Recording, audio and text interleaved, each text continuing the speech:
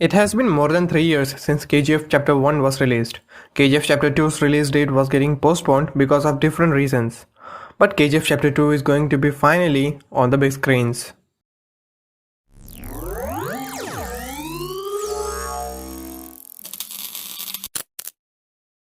So if you guys remember, when KGF 1's trailer was launched, there was no hype for it at all.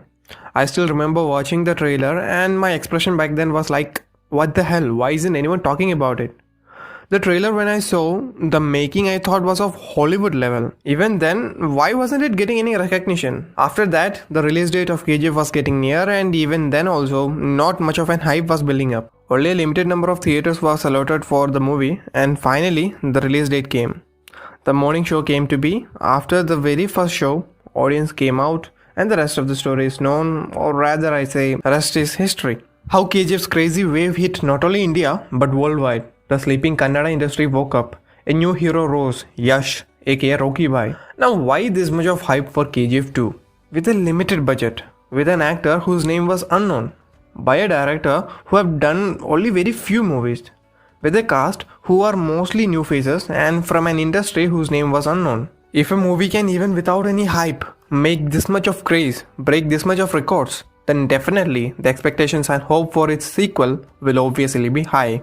Now I am going to give a brief story of what all have happened in KGF Chapter 1. Since it has been almost 3-4 years, most of us might have forgotten about the story.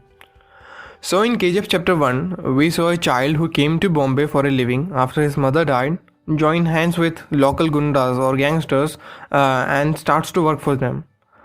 This boy was so fierce and strong that other delinquents feared him. Now this boy named himself Rocky.